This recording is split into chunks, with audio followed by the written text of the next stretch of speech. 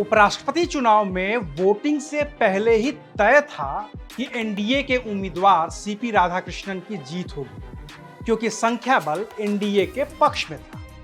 फिर भी चुनाव में व्हिप न होने और अंतरात्मा की आवाज पर वोटिंग का नतीजा बदलने की उम्मीद में विपक्ष ने अपना उम्मीदवार इस चुनाव में उतार दिया। लेकिन नतीजे आए तो पता चला कि अंतरात्मा की आवाज तो किसी सांसद ने नहीं सुनी, उल्टे एनडीए ने विपक्षी खेमे में ही सेंध लगा दी और कम से कम 14 सांसदों को क्रॉस वोटिंग करवाकर एनडीए उम्मीदवार सीपी राधाकृष्णन की जीत सुनिश्चित कर दी।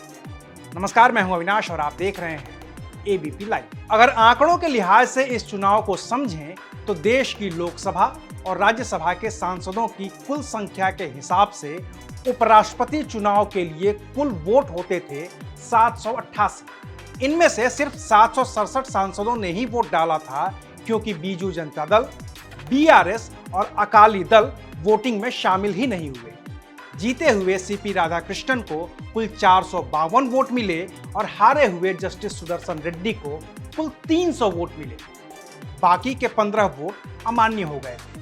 तो इस लिहाज से सीपी राधाकृष्णन की जीत का अंतर रहा है 152 वोट का। अब अगर आप एनडीए का संख्या बल समझें तो लोकसभा और राज्यसभा को मिलाकर ये आंकड़ा होता है सिर्फ 438, यानी कि मिले हुए वोट से 14 वोट ज्यादा।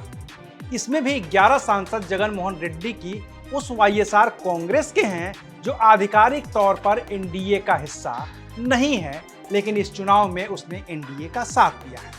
वहीं इंडिया ब्लॉक के कुल सांसदों की संख्या थी 315, यानी कि जीते हुए सीपी राधाकृष्णन को एनडीए से अलग जो 14 वोट मिले वो किसके थे? जाहिर है कि विपक्षी इंडिया ब्लॉक के ही ये सभी सांसद होंगे।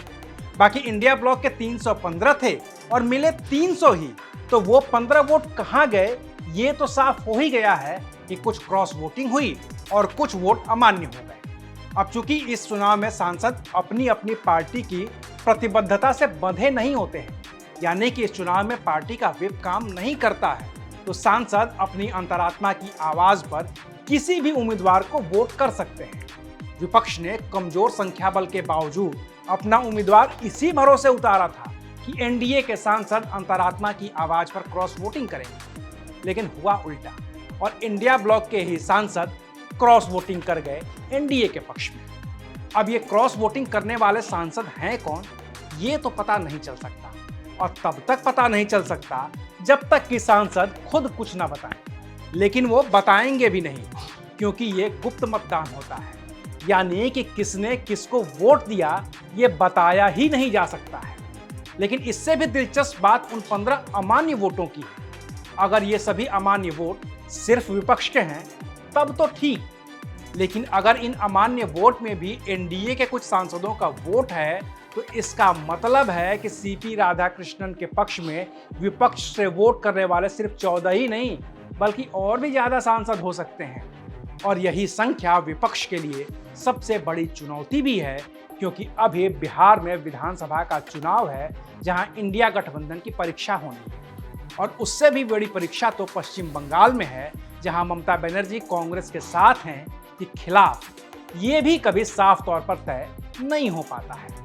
बाकी तय तो ये भी है कि अगर क्रॉस वोटिंग नहीं भी हुई होती और कोई वोट अमान्य नहीं हुआ होता, तब भी सीपी राधाकृष्णन की जीत और जस्टिस सुदर्शन रेड्डी की हार तय ही थी, क्योंकि जीत हार का अंतर 15 या 30 वोटों का नहीं 152 वोटों का है, और विपक्ष के लिए इस अंतर को पाटना मुश्किल ही नहीं बल्कि नामुमकिन भी था। तो अभी के लिए बस इतना ही, फिर मिलेंगे नई खबर के साथ। देखते रहिए एबीपी लाइव। शुक्रिया।